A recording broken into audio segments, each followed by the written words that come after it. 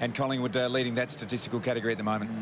It's so well poised, this match. We talked about Matthew Scarlett a lot in that first half. Well, Tom Harley knows him so well, and he went down to Geelong this week and caught up with his old mate and asked him about whether he still had the hunger after a couple of premierships and 3 grand finals. The drive's still there. I mean, when you win premierships, you want more, and I know I just really want to win another couple of premierships. A few people wrote us off, and I think it was a better feeling to win last year. I think we did it the hard way. You've played fullback all your life. It's a unique position. What do you think of the traits that make a really strong defender? It's a very demanding position and can do your head in a little bit. You know, you've got to get goals kicked on you. You've got to be able to dismiss the goals and the mistakes you make down there and just get on with it. You can't really beat yourself up too much. Early on in my career, I definitely did. I wanted to play perfect every week, which I found out, you know, it's not possible down there. Was there a point in your career, Matt, where you thought, look, I really want to become a more attacking player?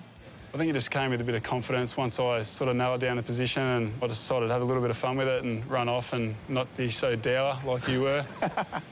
Was there a turning point in your career where perhaps you went from thinking about individual goals in your own game to team success? I think maybe 3 or 4 years ago I started to really worry about where the club was heading and really concentrate on the team stuff. So I think when you do that, you play well anyway, so I found that out. Was that reflected at all in any sort of peer assessments that Geelong have? Yeah, definitely. I got canned and hit with a hammer down here in one of our peer assessments, which was good for me. I knew exactly what the boys would say, and you know, I took it on the chin and moved forward.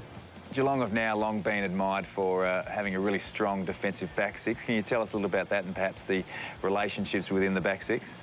Me and you, I think, we're the greatest fullback, centre-back combination of the modern era.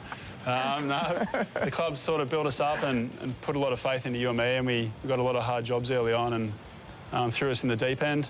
Scarlett, do they get the goal they've been searching for? They do. That's really going to hurt. There's obviously a lot of talk surrounding Gary up at the Gold Coast. We'll leave Gary out of it.